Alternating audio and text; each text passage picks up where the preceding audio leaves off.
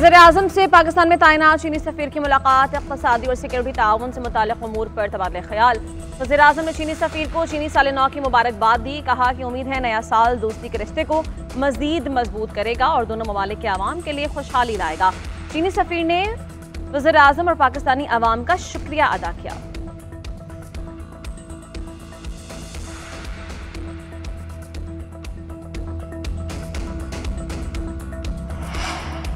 Supreme court के आईनी bench में सिविलियंस के मिलिट्री ट्रायल से मुताल्लिक़ समाअत। Justice retired Jawad S Khwaja के वकील ख्वाजा अहमद हुसैन ने दलाइल जारी रखे, मौक़िफ़ इख्तियार किया कि सिविलियंस मिलिट्री ट्रायल में नहीं आते। पूरे आर्मी एक्ट ने भी अपने फैसले में इस चीज़ का हवाला दिया है।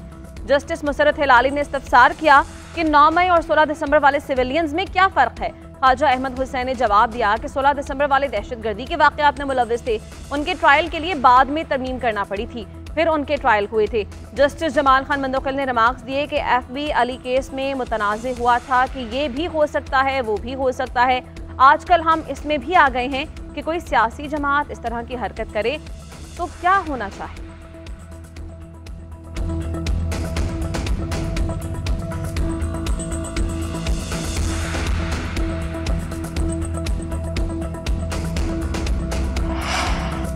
पीका एक्ट में तरमीम के खिलाफ फौरी हुक्म इम्तना की दरख्वास्त मुस्तरद। लाहौर हाईकोर्ट में समाअत के दौरान दरख्वास्त गुजार के वकील ने इस्तदा की कि बुनियादी हुकूक का मामला है, हुक्म इम्तना जारी किया जाए। अदालत ने रिमार्क्स दिए कि पहले जवाब आ लेने दें। लाहौर हाईकोर्ट ने वफाकी हुकूमत और दीगर फरीक़ैन को नोटिस जारी कर दिया।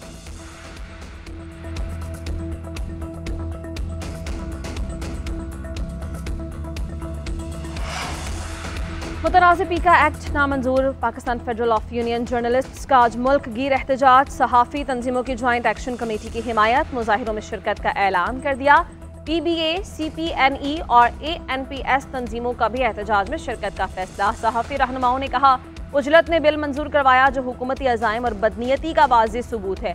एक्ट को अदालत में चैलेंज करने के लिए कानूनी माहिरीन से मुशावरत को हतमी शक्ल दी जा रही है।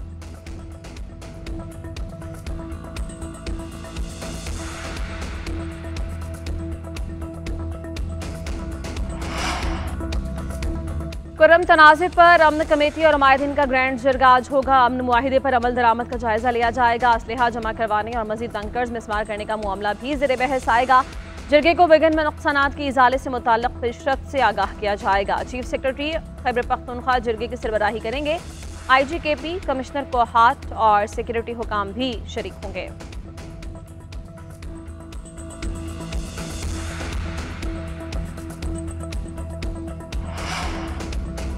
IMF वफ़द आइंदा महीने पाकिस्तान का दौरा करेगा। मुआशी इस्लाहात पर हुकूमत से मुज़ाकरात करेगा। बेंच मार्क्स और FBR अहदाफ का जायजा लेगा। ज़राए के मुताबिक IMF वफ़द मुआशी कारकर्दगी और रेवेन्यू कलेक्शन के मामलात का तफसीली मुआयना लेगा। वफ़द के इत्मीनान की सूरत में कर्ज की अगली किस्त $1 अरब जारी करने की राह हमवार हो जाएगी। दौरे के अख्ताम पर वफ़द अपनी रिपोर्ट मुरतब करेगा। वज़ीर ख़जाना का कहना है कि ज़रूरी टैक्स के नए क़वानीन की मंजूरी के हवाले से बलूचिस्तान और सिंध हुकूमतों से भी बातचीत जारी है।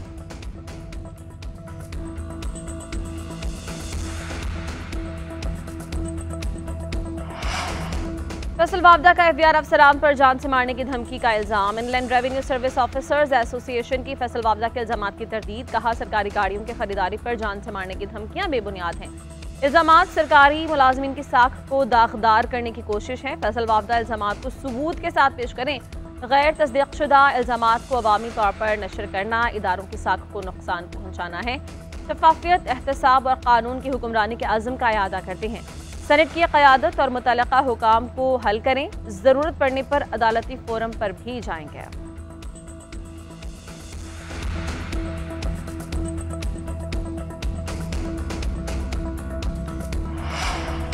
जंग के सीनियर सिविल जज ने एक ही दिन में 220 फैसले सुना दिए। सिविल जज क्रिमिनल दवैया नसरुल्लाह भट्टू ने एक दिन में 264 केसेस सुने, 220 के फैसले सुनाए।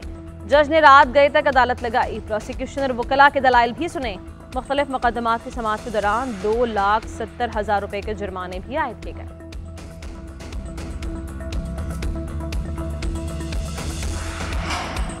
और चेयरमैन PCB मोहसिन नकवी का लाहौर में क़ज़ाफ़ी स्टेडियम का दौरा, तामीरी काम का जायजा लिया। स्टेडियम के मुख्तलिफ हिस्सों का मुआयना। क़ज़ाफ़ी स्टेडियम में कुर्सियों की तनसीब मुकम्मल कर ली गई।